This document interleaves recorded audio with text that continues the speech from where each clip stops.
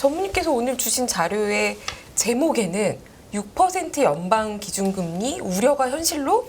라는 질문으로 시작하세요. 그럴 수도 있지 않을까? 그렇다는 게 아니고요. 네. 그럴 수도 있지 않을까? 이런 물음을 한번 해봤습니다.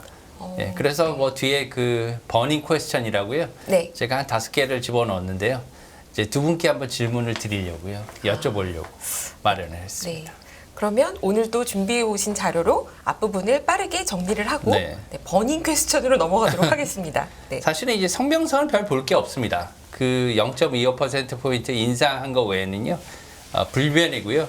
한 가지 좀 중요한 변화 문구는 있어요. 이건데요. 바로 그 모데스트 페이스에서 모더러 페이스라고 뭐 말장난 같긴 하지만 그 미국 영어에서는 좀 그 중요한 의미가 있기는 합니다. 그래서 이 좀 약하다는 뜻의 모데스트에서 모더레트라면은 뭐 크지도 작지도 않은 이런 뜻이잖아요. 그렇기 네. 때문에 어느 정도 사이즈가 있는 그래도 이 정도의 모더레트로 바꿨기 때문에 현재 그 경기가 좀 업그레이드 된 걸로 경기가 상승한 걸로 이렇게 받아들이고 있습니다. 미국 경기가 좋아진 걸로 조금 더 네. 화랑이 된 걸로. 그리고 대부분의 문구는 제가 변화가 없었다고 했는데 제 생각에는 왜 이렇게 변화가 없었느냐 하면 연말까지 금리 결정을 변화할 수도 있고 인상을 할 수도 있고 동결을 할 수도 있고 언제든지 좀 유연하게 대처하기 위해서 이런 금리 결정의 유연성을 위해서 변화를 주지 않고 그대로 놔두지 않았나 이런 생각을 하고 있습니다. 어차피 9월까지 FOMC가 우리가 없잖아요. 좀 길죠. 예, 그 여름 휴가가 있고 넘어가니까 그냥 9월에 모든 걸 밀어놓고 하려고 하는 게 아닐까라는 생각도 좀 들고 그것도 맞는 것 같습니다. 네, 금리 인상 앞으로 안 할 거니까 말로 때운 것 같기도 하고 여러 가지가 있는데 어느 쪽이 맞는 것 같으세요? 정민님? 그래서 버니 퀘스트네요. 둘 다 이렇게 초이스를 하도록 해놨습니다. 그러셨어요? 네, 그때 알겠습니다. 초이스를 해주시면 될 것 같아요. 알겠습니다. 네. 근데 전무님 의견은 먼저 어떻게 혹시? 제 의견은 거기 써 있습니다. 아, 그런가요? 네. 아, 알겠습니다. 거기 있군요. 네. 그러면 시사점부터 빠르게 짚고 예. 가시죠. 이번 7월 FOMC 기자회견은요, 사실 좀 그 성명서보다 관심이 많았습니다. 그 이유는 뭐냐면 0.25%포인트의 인상을 기정사실화했거든요. 네. 벌써 그 6월 FOMC 이후에 동결한 이후에 두 번에 걸쳐서 위원들이 인상을 할 것이다라고 이렇게 파월 의장이 벌써 공언을 했기 때문에 한 번 정도는 벌써 기정사실화된 거죠. 그래서 그것은 좀 사실은 이제 관심의 바뀌었고요. 그 대신 그 FOMC 기자회견에서 앞으로 어떤 패스를 보일 것인가, 앞으로 어떤 그 길을 갈 것인가에 대해서 좀 촉각을 기울였는데 역시 오늘도 파월 의장은 어떠한 그 쪽으로 이렇게 기울어서 확실하게 얘기하지 않고 모호한 답변을 했어요. 그래도 그 중에서 좀 시사점을 가질 수 있는 그러한 멘트는 이 정도였습니다. 그 미국의 경기 침체를 전망하지 않는다. 아까 저희가 그 한 가지 변화, 모더레트 페이스라는 거에서 알 수 있듯이 경기 침체, 경착륙은 전망하지 않는다. 그래서 연착륙으로 가든가 아니면은 전혀 경기 그 둔화가 이루어지지 않는 이러한 것을 상정해 볼 수 있다. 두 번째로는 그 연준이 가장 눈여겨보는 것은 역시나 우리가 알고 있었지만 이제 핵심 CPI죠. 코어 CPI, 코어 PCE, 코어 인플레이션입니다. 그래서 코어 인플레이션은 그 에너지와 식료품을 제한 거기 때문에 그 이외에서 가장 중요한 건 고용입니다. 역시. 그래서 고용은 임금 상승률이 제일 중요하잖아요. 그래서 임금 상승, 그다음에 고용에 얼마나 타이트한가, 그 수급에 따른 고용의 상황에 따라 앞으로 연준의 방향이 결정이 될 것으로 이렇게 크게 생각할 수가 있겠습니다. 세 번째로는 9월 FOMC 때도 데이터를 보고 필요할 때 인상을 하겠다고 얘기했는데 6월 달 CPI가 지금 하락세예요. 근데 이제 아까 제가 말씀드린 이 고용은 그렇게 빨리 변화하지를 않는 성질을 갖고 있습니다. 네. 예, 특히나 임금 상승률이나 공급 같은 경우에는 사람을 만들어낼 수가 없잖아요. 그렇기 때문에 사람을 갖다가 만들어낼 수 없다는 거는 숙련직 같은 경우에는 더 중요합니다. 왜냐하면 숙련직공 같은 경우에는 그것을 갖다가 공급이 굉장히 경직돼 있기 때문에 더 더디고요. 특히나 숙련공을 만들기 위해서 오랜 시간이 필요하죠. 그래서 기존에 있는 직원들을 계속 다른 데서 스카우트하는 이러한 모멘텀이 일어날 수 있고요. 미국은 더군다나 이런 헤드헌팅이라는 그 직업이 굉장히 잘 발달이 돼 있어요. 그래서 그런 거기 때문에 그 고용 쪽에서의 임금 하락세는 빨리 이루어지기는 힘들다고 개인적으로 생각하고 있습니다. 예. 그래서 네 번째로는 이제 연준이 보고 싶어 하는 상황은 요거는 이제 파월 의장이 직접 얘기를 했어요. 오늘 기자회견에서 공급 서플라이 체인을 정상화를 보고 싶고 노동시장 수요와 공급의 밸런스가 더 적절히 이루어지는 것을 보고 싶고 또한 마지막으로 경기의 적절한 둔화로 인해서 인플레이션이 억제되는 것을 보고 싶은데 현재 상황은 그럼 어떠냐? 자신이 생각하는 현재 상황은 지금 긴축적 통화 정책이 충분히 오랫동안 이루어지지 않았다. 금리에 대해서는 올랐다고 생각해요. 네. 이 뒤에서 보시면은 지금 연준의 현재 금리는 긴축적 범위에 해당한다고 얘기했습니다. 왜냐하면 현재 리얼 그 실질 금리죠. 실질 FFR, Federal Fund Rate에서 페더럴 펀드 레이트를 구하려면 여기에 인플레이션율을 빼면 되거든요. 그게 현재 지금 장기 중립금리인 뉴트럴 레이트인 2%를 상회하고 있다고 얘기를 했어요. 그렇기 때문에 이게 상회를 하고 있기 때문에 현재 자기가 생각하는 금리는 긴축적인 범위 내에 있다. 하지만 오랫동안 이 긴축적인 금리를 유지하지 않았기 때문에 이제 내포하는 바는 앞으로 더 이런 높은 금리를 오래 갖고 갈 것이라고 생각을 하는 거예요. 그래서 이제 다음으로는 이제 그 물가는 지속적으로 전망치를 상회했기 때문에 아직까지도 자기를 이제 물가에 대해서 놓지 않겠다는 겁니다. 예. 그렇지만 은행 상황은 지금 현재 좀 계속 경직되고는 있지만 경기 상황이 받쳐주기 때문에 뭐 은행 상황이 타이트해지는 것이 걱정이 한편으로는 되긴 하지만 이번에 인상을 할 수 있었다 이렇게 설명을 했습니다.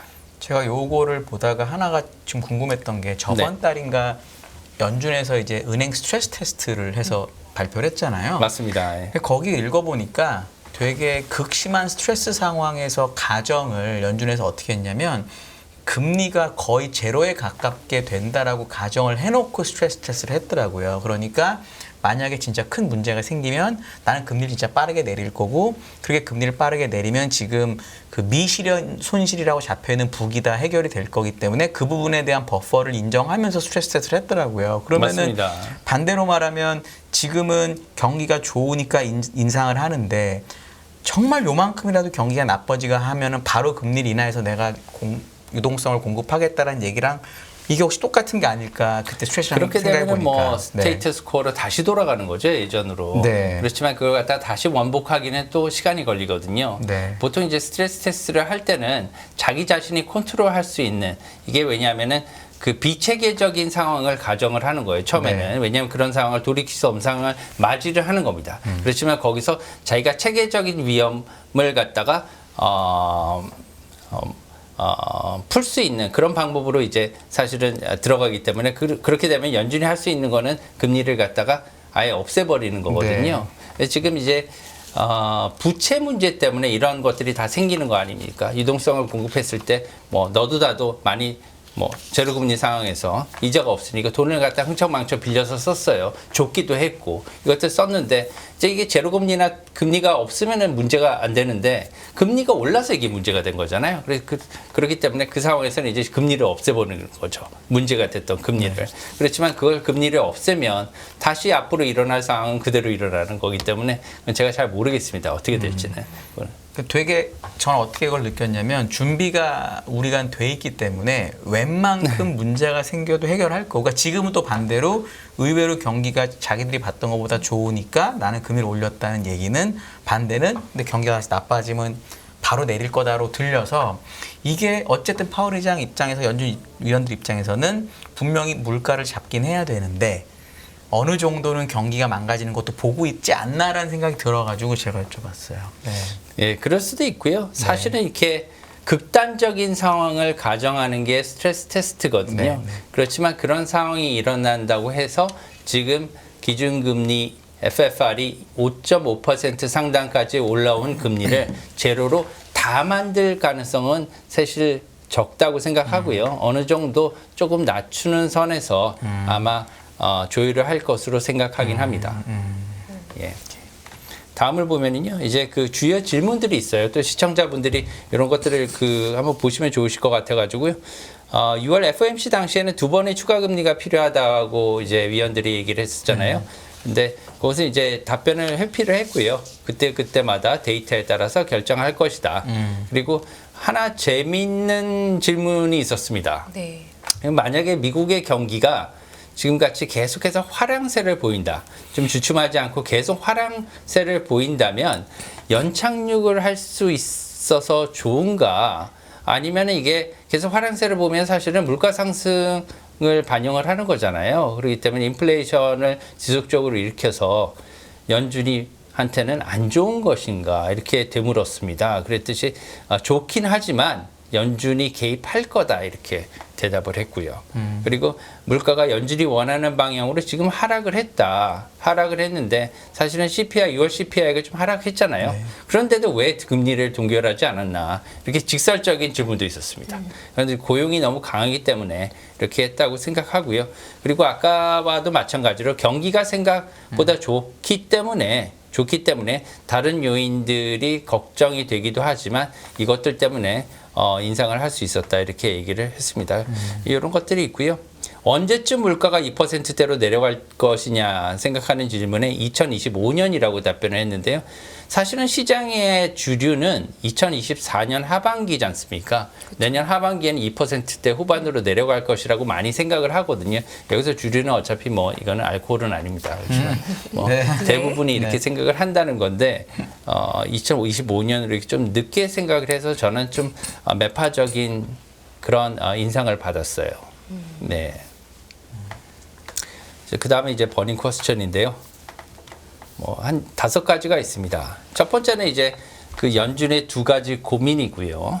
왜냐하면은 추가 인상을 할 것이냐 말 것이냐. 사실은 결정하지 못했을 거예요. 어차피 데이터를 본다고 하지만 네. 마음속에는 어떠한 경우에 있어서는 자기가 위원들마다 인상을 해야지 이렇게 기준을 가지고 있을 거란 말이에요. 매 위원들은. 그래서 그걸 갖다가 사실 그래서 우리 2 위원님한테도 제가 여쭤보려고요. 그거를. 그리고 두 번째는 9월, 11월 달에 그러면 페드는 추가 금리를 인상을 할 것인가 말 것인가. 어떤 게 더 가능성이 클 것인가. 우리가 알고 싶어 하는 거잖아요. 이거에 따라서 주식을 투자를 지금 해야 되느냐 말아야 되느냐 아니면 좀 기다려야 되느냐도 결정이 될 것 같습니다.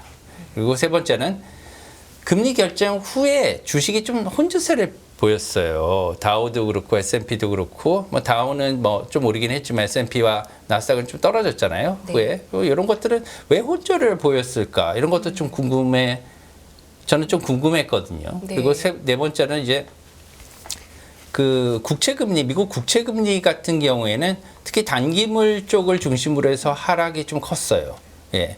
물론 FOMC 전에 좀 많이 오르기도 했지만 하락한 거는 굉장히 좀 특이한 현상 같고요. 이런 것들에 대해서도 저희가 좀 한번 보면은 좋을 것 같아서 제가 이 질문을 했습니다. 그리고 마지막으로는 이제 한국은행이 또 생각을 안 할 수가 없을 것 같아요. 지금 이제 한미금리 역전폭이 2%까지 벌어졌는데요. 이게 그냥 넘길 이슈는 아닐 것 같아요. 왜냐하면 지금 2% 이거는 수속된 말로 장난은 아닙니다. 이제 차이가 크고요. 오늘도 지금 오후에 보면은 그 역에서 엔젤프 시장이죠. 역에서 달러를 갖다가 대거 매수하는 매수한 것을 제가 봤거든요. 오늘 오후에. 이런 것이 어떻게 작용을 할 것인가. 이런 것들을 한번 보면은 저희가 앞으로 그 금융시장이 어떻게 흘러가는 데 대해서 답을 조금이라도 더 찾을 수 있지 않을까. 이런 생각을 가지고 있습니다. 그래서 첫 번째로 돌아왔어요. 어려운 질문이네요. 네. 2가지 고민이 이 연준 같은 경우에도 추가 인상을 할 경우, 그죠? 인상을 종료할 경우 둘 다 문제가 사실은 있어요. 플러스 마이너스가 다 있지 않습니까? 그렇죠.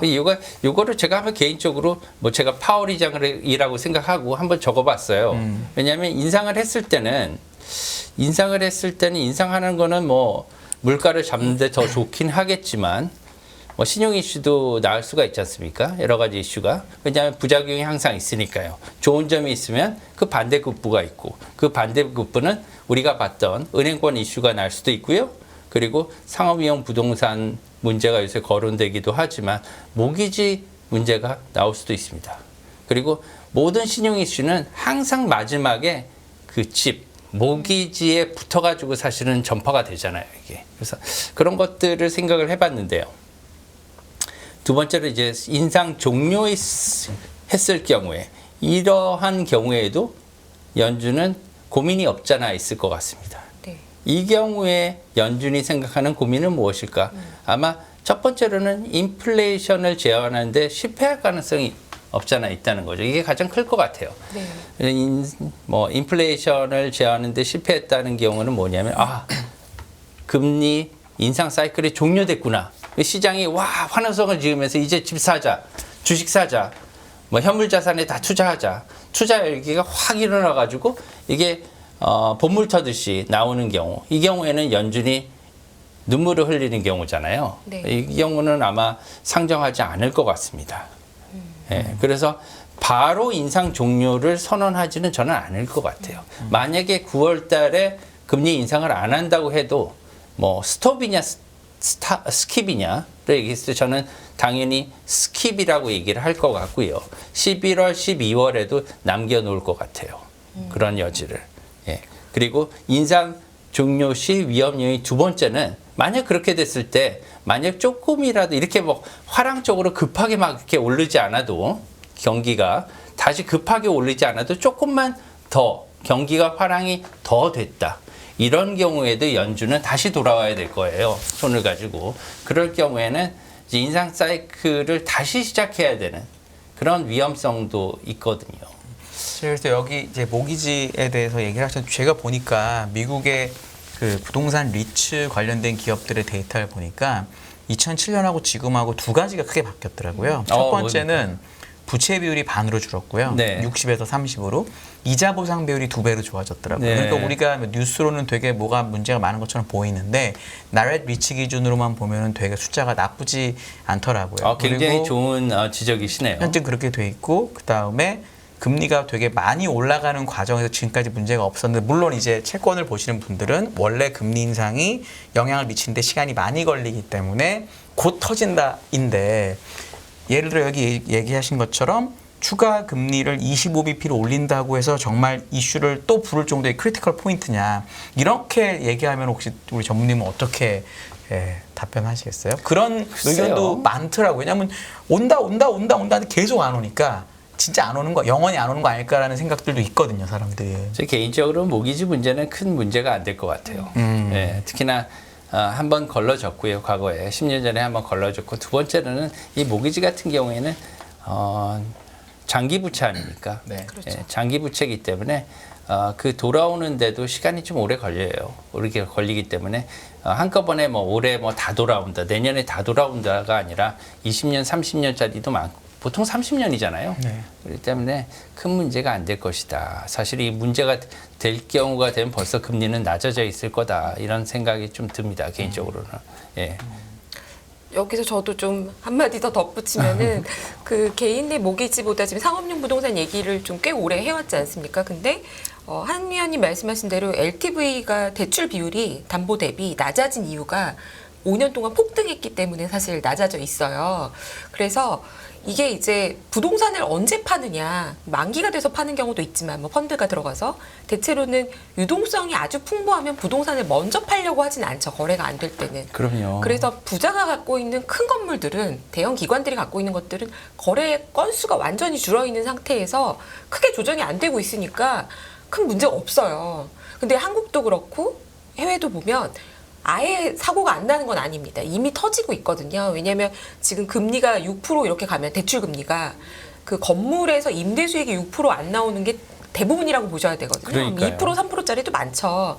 그래서 당연히 어디선가 터지는데 이게 굉장히 좀 어떻게 보면 약소한 데서 터질 수 있다. 그러니까 대형 금융기관이나 이런 데서 문제가 생기기에는 이미 너무 올라 있고 게다가 유동성을 막아버리면 이게 문제가 되는데 SVB 터지니까 유동성 또 풀어준 거잖아요. 어떻게 맞습니다. 보면. 그래서 돈을 이렇게 순환만 시켜주면 생각보다 이 신용 이슈는 무섭긴 하지만 군데군데 약간씩 사고가 작은 일들만 일어나면서 시스템 그쵸. 리스크로 가기는 쉽지 않지 않나. 특히나 이런 생각이 가격적으로 들어요. 봐도 그 프라임 부동산 그를 집계한 지수들을 보면은 크게 떨어지지가 않았어요. 거래가 안 되니까요. 예, 거의 그냥 떨어지지 않고 뭐 유럽과는 조금 다른 것 같아요. 유럽은 좀 떨어졌는데 미국과 같은 경우에는 떨어지지 않아서 그렇게도 생각할 수 있을 것 같아요. 사실은 지금 달러가 기축통화잖아요. 네. 기축통화가 이렇게 높으니까 사실 금리가 굉장히 높으면 일반 기업들이 투자를 하는데 굉장히 어려워요.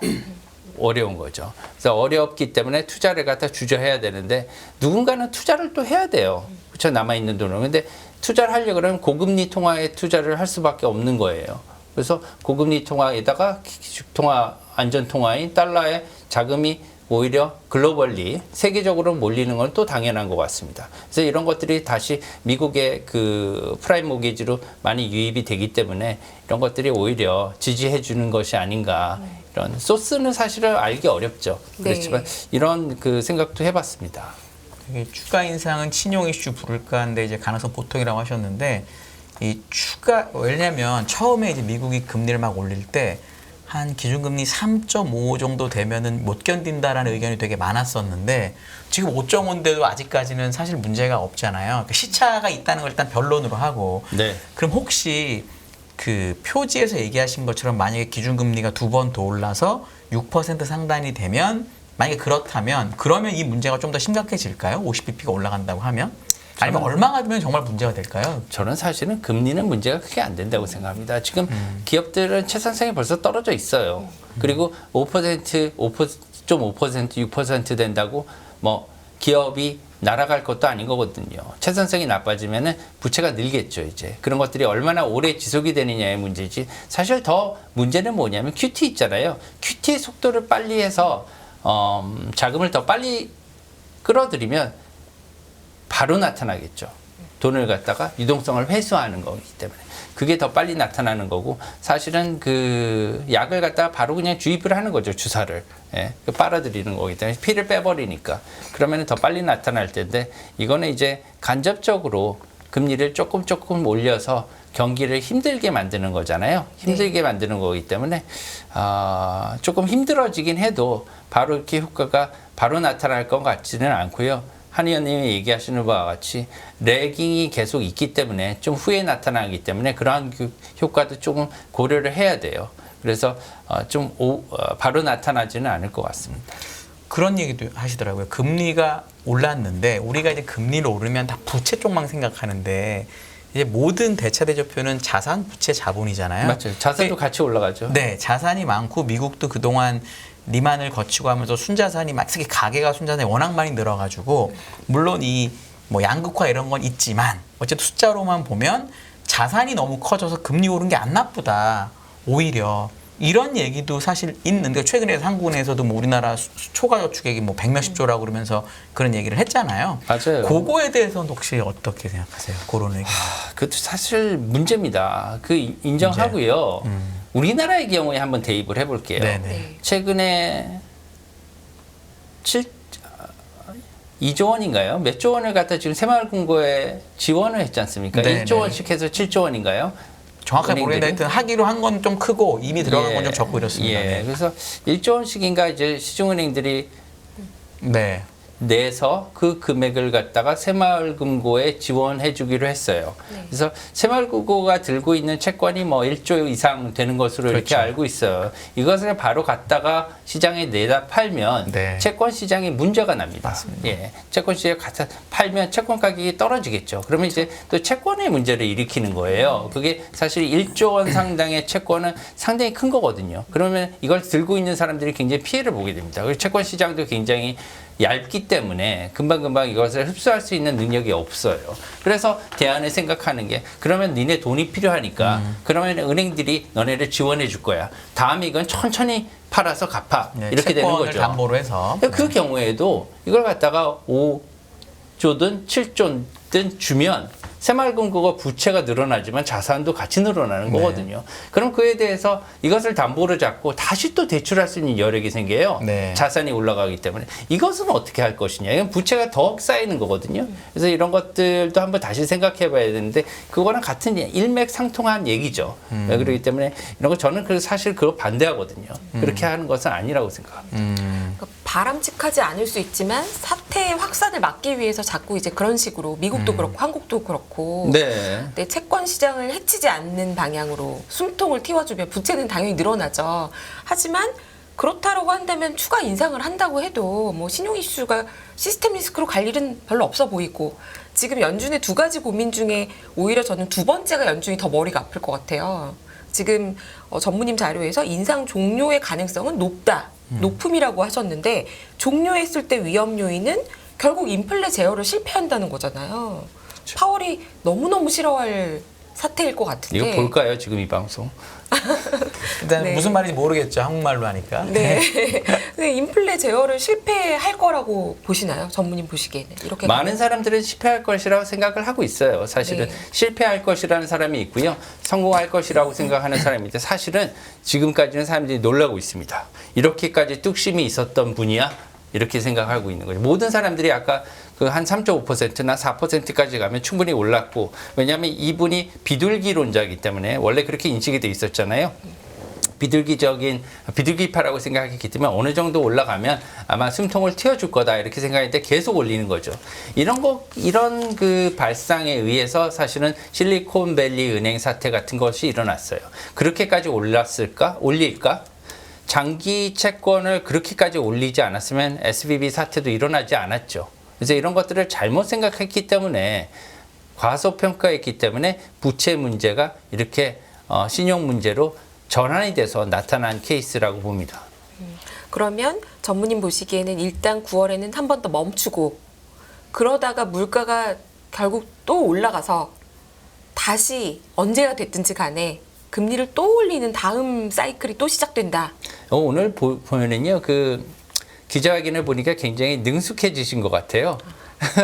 여유가 좀 생기신 것 예, 같아요. 이렇게 뭐 무서운 얘기를 하시는데 눈 하나 깜짝 안 하고 답변을 하는 걸 보니까 이제는 약간 그 악마적인 말을 할 때도 굉장히 능숙하게 안 좋은 말을 피해서 이렇게 할 수 있는 그런 좀 약간 다른 모습을 보여주고 있는 것 같습니다. 계속 발전하는 모습을 보여주시는데 그러면은 저희가 좀 경계를 해야 될 것 같아요. 그건 뭐냐면은 이제는 안 올릴 것 같은 상황을 만들고 올릴 것 같은 상황을 만들고 안 올리고 이런 좀 약간 변칙적인 스타일로 약간 변하신 것 같은 그런 느낌도 들어요. 그리고 오늘 생각에 저는 이제 뭐 예를 들면은 그 음모론 이런 걸 별로 좋아하지는 않습니다. 음모론 이런 걸 좋아하지는 않고 그런 것들을 한 번도 제가 방송에서 얘기해 본 적이 없는데요. 오늘은 왜 이렇게까지 무섭게 올리느냐. 중국과의 관계 때문에 그런 것인가? 이런 생각도 한번 해봤습니다. 그건 어떤 생각이신 거죠? 지금 가장 그 미국의 금리 인상으로 인해서 뭐 악영향을 받는다고 얘기하긴 뭐하지만 영향을 크게 받고 있는 나라가 중국이에요. 금리를 갖다가 제로금리 상황에서 유럽도 사실 2016년까지는 제로금리였잖아요. 유럽, 그 다음에 미국에서 이렇게 금리를 자금을 많이 빌려왔어요. 근데 지금은 이제 공짜 자금이 없잖아요.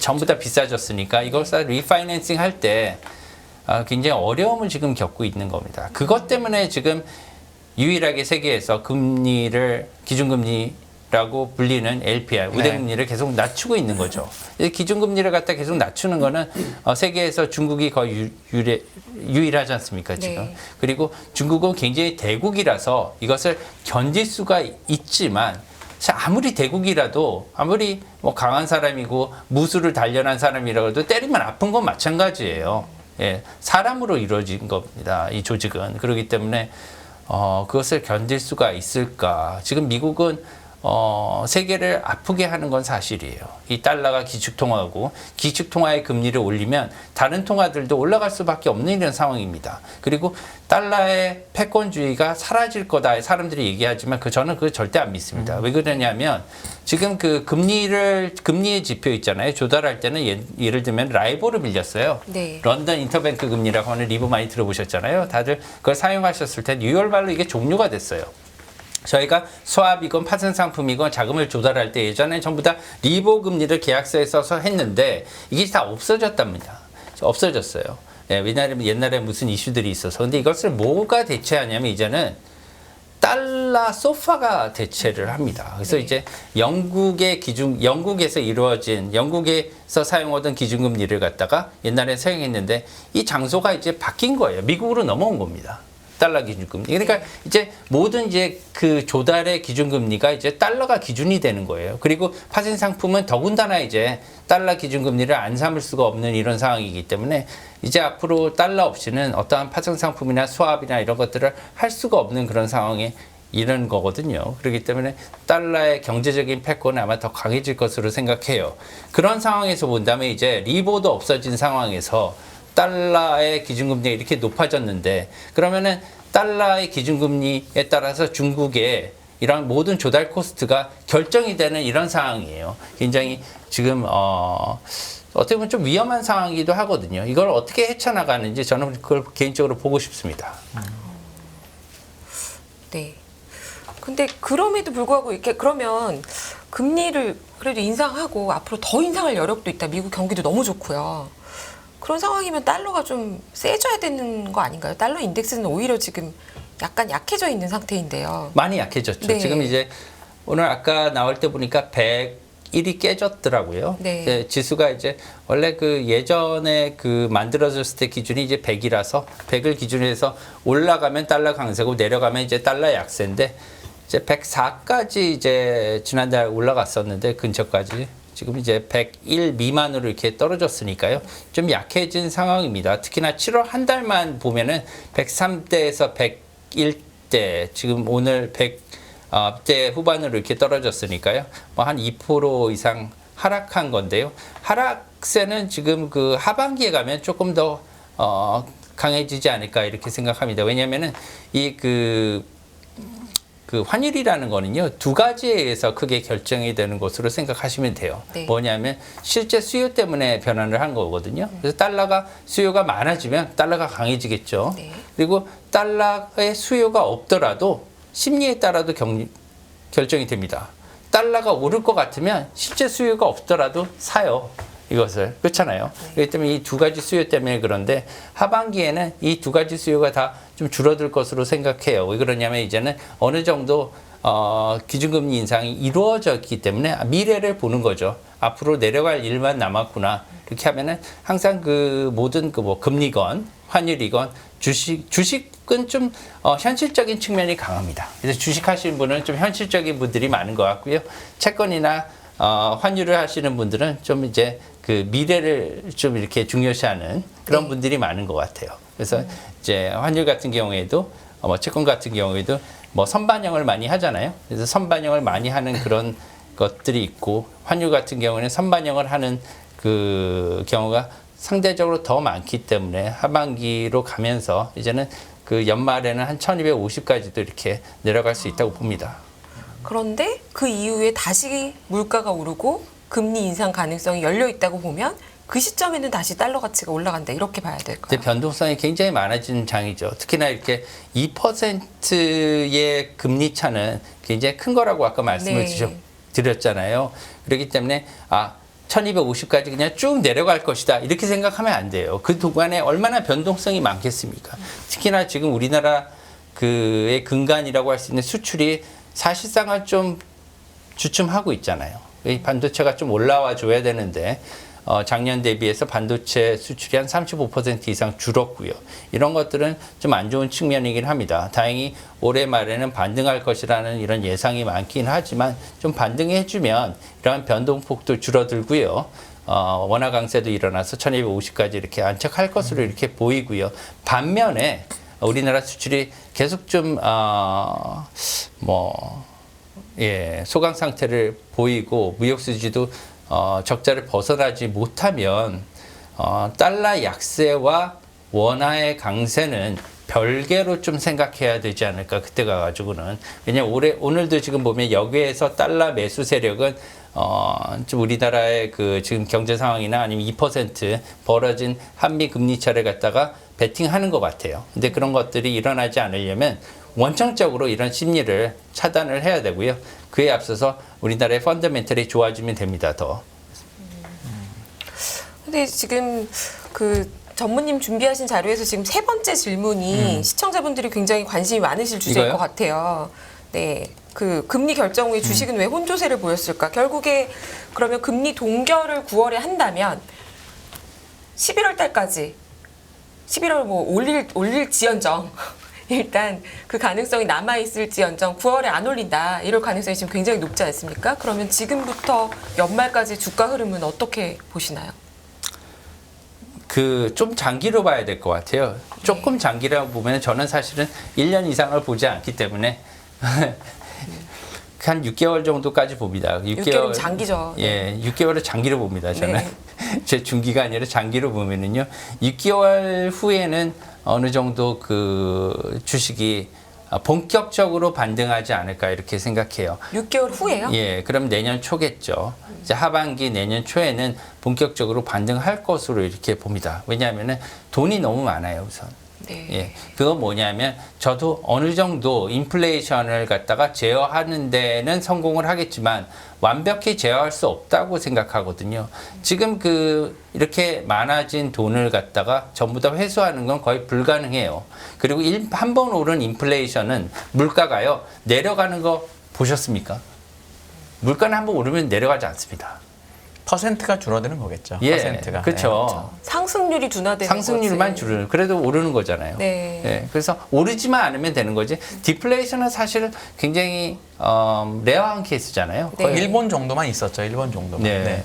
예, 그런 것들을 본다면 내년 상반기에는 다시 조금 그 주가가 어느 정도 상승하는 그런 사이클로 다시 오지 않을까. 우리나라 같은 경우는 벌써 어느 정도는 디플레이션에 들어와 있잖아요, 지금. 네. 그런 식이 들어왔기 때문에 하반기에는 좀 회복해서 코스피 같은 경우에도 인플레이션 효과도 있고요. 왜냐하면 주식 같은 경우에도 물가가 상승하면 오르는 경향이 있으니까 이런 것들을 반영하지 않을까 이렇게 생각을 하고 있고요. 다만 문제는 부동산이에요. 네, 부동산입니다. 근데 지금 전무님 시나리오에서 일단은 뭐 여러 가능성이 있지만 올해 더 이상 금리를 올리지도 않고 내리지도 않고 이대로 그냥 유지한다가 사실 시장에서 바라보는 기대치잖아요. 네. 그런 상태로 가면서 QT를 속도를 가속화한다. 경기가 너무 좋으니까. 그럴 경우와 그러지 않고 그냥 적당한 속도로만 가면 후자라면 그러면 또 그냥 지금도 주식시장 좋은데 좋죠. 굳이 나쁘게 봐야 될 이유가 없는 것 같고. 근데 만약에 아무것도 안 하면 사실은 주식시장은 하반기까지 갈 필요도 없습니다. 예. 지금부터 계속 좋은 거죠. 지금부터 사실 9월 달에 9월 때까지 갈 필요도 없어요. 그렇게 되면은 이제 9월 전에 벌써 본격적인 상승 기조가 일어날 수 있는 거거든요. 그래서 그런 것들 때문에 오늘 사실 약간 모호하게 얘기를 한 것 같고요. 그리고 9월 달에 가서도 올리지 않을 가능성이 더 높긴 하겠지만 올릴 가능성을 배제할 수는 없는 게 그런 이유들 때문이라고 생각을 해요. 거기서도 이제 인상 가능성을 일축을 많이 하게 되거나 아니면은 강한 그런 메시지를 준다면 인플레이션은 좀 제어하기 힘든 상황이 될 수도 있을 것 같은 그런 생각이 듭니다. 왜냐하면 레그된 그런 시간이 아직도 충분히 오지는 않은 상황이기 때문에 인상의 효과가 일어나기까지는 시간이 더 많이 필요하다고 생각하거든요. 9월에 금리 인상을 안 하고 점도표는 5.75% 놔두는 거 하고요. 9월에 금리 인상을 해서 점도표상의 숫자까지 맞춰 놓은 다음에 그 다음에 또 기자회견에서 우리가 점도표를 유지하고 금리를 올렸지만 앞으로 더 올릴 수 있다라고 얘기하는 거하고 어느 게 더 사람들이 많이 놀랄까요? 그때 당시에 5.75%로 0.25%포인트를 올리고 난 다음에 우리는 이제 종료했다, 만세 이렇게 하면은 종료는 아니고 점도표 냅뒀는데 5.75로. 근데 지금처럼 애매모호하게 데이터 드리븐이니까 네. 우리 점도표는 이렇게 놔뒀지만 뭐 언제든지 바꿀 수 있어 뭐 이런 식으로 얘기하는 거 하고 그냥 금리 안 올리고 9월에 그리고 점도표 냅두고 그냥 여지를 남겨놓고 그러니까 때릴 때 때릴 때 안 때리고 해놓은 거랑 어느 게 더 사람들이 싫어할까요? 그거를 난 진짜 이거 너무 싫어 이런 걸 어느 게 더 사람들한테 싫은 게 될까요? 아, 제가 그 어려운 질문을 드렸다고 생각해서 더 어려운 질문을 하시네 저한테. 제가 요즘 이렇게 궁금한 게, 그러니까 저는 사실 내년에 이제 뭐 대선도 있고 해서 금리 인상을 못 할 거라고 내년으로 가면 갈수록 못 할 거라고 보긴 하는데 만약에 전무님 생각처럼 9월에 못 하고 11월에 한다는 얘기는 되게 연말까지 밀리는 거잖아요. 그러니까 사람들이 되게 싫어할 시나리오 같긴 한데 그래도 어떤 게 더 시나리오상으로 더 나쁠 것 같은지에 대해서 왜냐면 요즘 장이 어쨌든 잘 안 빠지더라고요. 우리든 미국이든. 그래서 그런 부분에 대해서 혹시 어떻게 보는 게 좋을지 궁금해서 여쭤봤습니다. 글쎄요. 좀 생각하기 나름일 것 같은데요. 네. 그 당시에 분위기가 어떨지 좀 분위기에 따라서 좀 다를 것 같긴 하지만 그때 가가지고 지표가 2번이 남았지 않습니까? 네. 그때까지. 그 2번의 지표가 어떻게 나오느냐에 따라 좀 다를 것 같아요. 이 지표가 굉장히 CPI가 많이 둔화가 됐어요. 예, 둔화가 됐는데 또 올렸습니다. 올리면은 그런 상황은 사실은 굉장히 기축적인 거죠. 네. 그런데 예를 들면은 CPI가 조금 느리게 반응을 해서 많이 내려오지 않았어요. 많이 내려오지 않았는데도 불구하고 올리지 않고 때릴 듯 때릴 듯하게 갔으면 그거는 정말 다른 상황이 일어나는 거죠 이제. 네. 그렇게 되면은 이제 인플레이션이 좀 빨리 낮아지기를 기대하기 어려운 그런 상황이 되면서 주시장은 조금 더 빨리 상승하는 그런 국면에 접어들 것 같습니다. 그 전자에 비해서. 네. 네. 네. 어쨌든 지금 전무님 베이스 케이스 시나리오는 9월 달은 동결을 하고 11월은 올린다고 보시는 거죠, 지금은? 그럴 가능성이 조금 있다고 보는데요. 데이터가 중요하긴 할 것 같습니다. 왜냐하면 데이터가 2번이나 남았지 않습니까? 이 데이터가 정말로 아까 고용이 이렇게 빨리 변하는 상황은 아니기 때문에 오히려 고용이 좀 더 좋아질 가능성도 배제할 수는 없는 거예요. 그럴 경우에는 9월 달에 올릴 겁니다. 제 생각에는.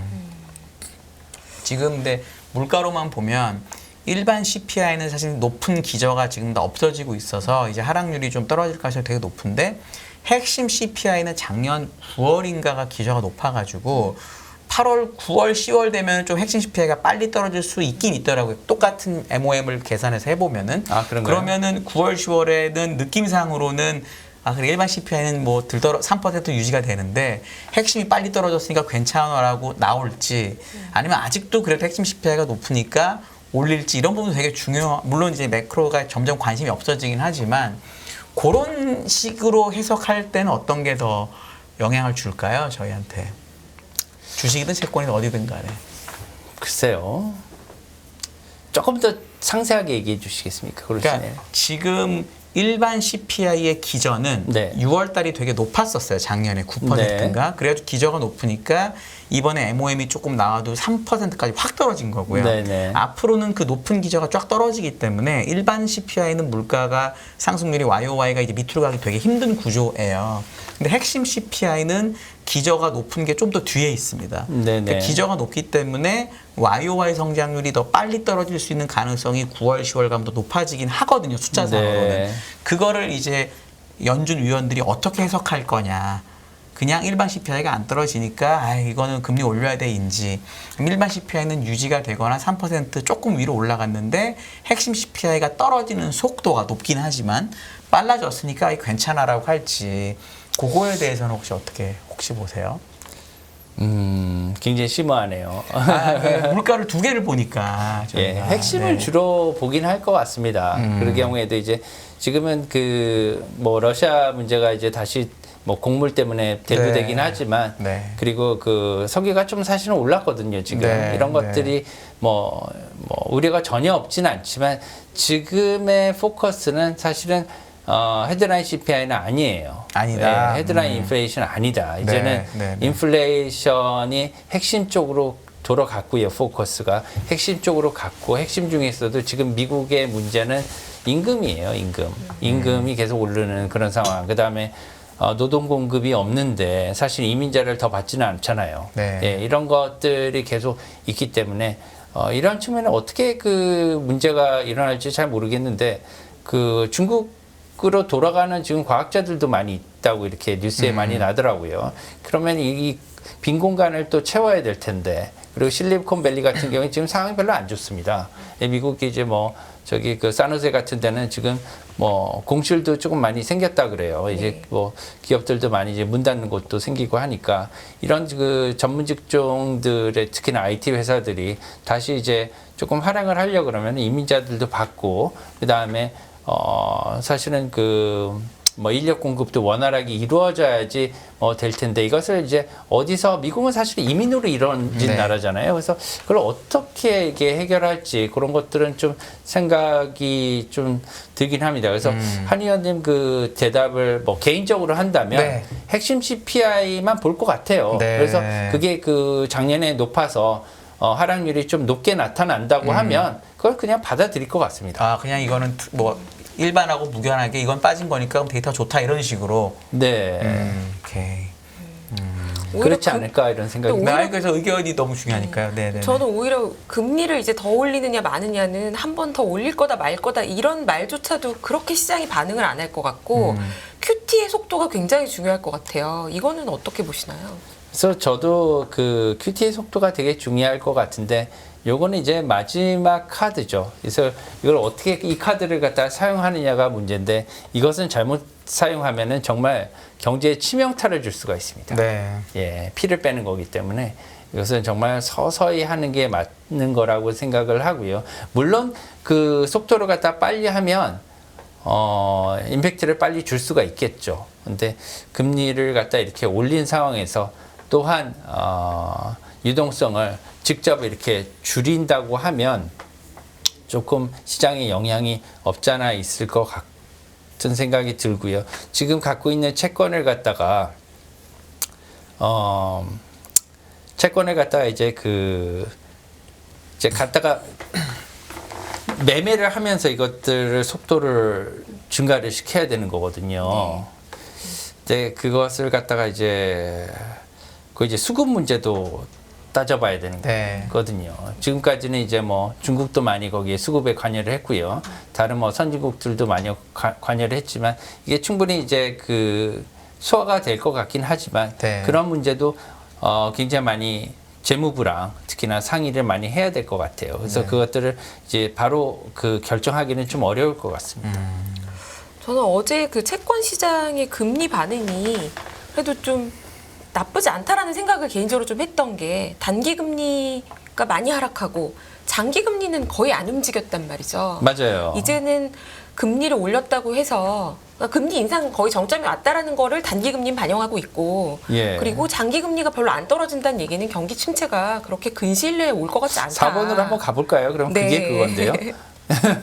금리 결정 후에 트레저리 금리 왜 하락하냐. 네. 이 세 가지 경우를 한번 상정해 봤는데요.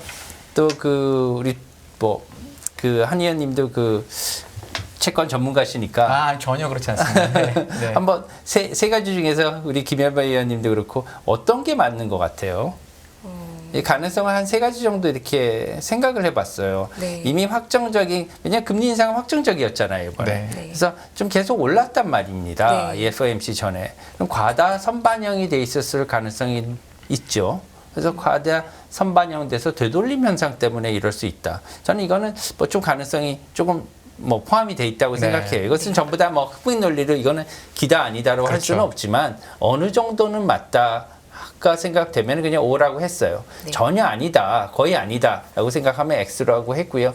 뭐 가능성이 조금 더 있다 하면 세모 표시를 했는데요. 뭐 두 번의 금리 인상 전망이 한 번으로 전망이 줄어들어서 이렇게 뭐 내려왔다 이건 아닌 것 같고요. 제 네. 생각에는. 그리고 인상 후에 경기 침체 우려 아까 좀 전에 김열배 위원님이 얘기하신 것처럼 이거잖아요. 네. 경기 침체 우려 때문에 이게 하락했을까? 그래서 경기 침체 예상 때문에 안전자산 선호 이런 걸로 인해서 하락했을까? 사실 저는 이건 아니라고 이렇게 네. 표시를 했네요, 제가. 네. 네. 경기 침체 우려는 이제는 많이 가신 사실 어제 나온 데이터들이 대부분 다 좋은 데이터를 근거로 맞습니다. 올린다라는 거였기 때문에 그건 아닌 것 같아요. 네, 이거는 경기 침체 우려는 더 이상 안 하고 있는 것 같고 오히려 지금 전무님 말씀하신 장표에서 세 번째 금리 역전 현상의 해소를 반영하기 시작했다. 이거는 정상화되는 양상인데 서서히 일어나면 단기금리 내려가고 역전돼 있는 게 서서히 해소가 되면 사실 굉장히 긍정적인 거 아닌가요?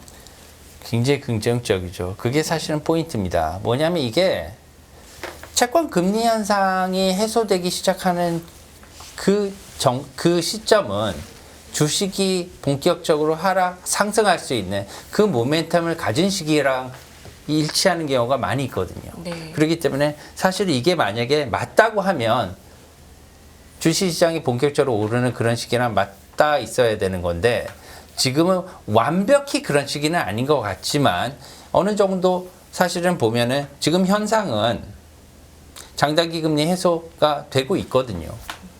이게 어느 정도 일정 수준, 일정 기간 지속되느냐의 여부가 문제일 것 같습니다. 네.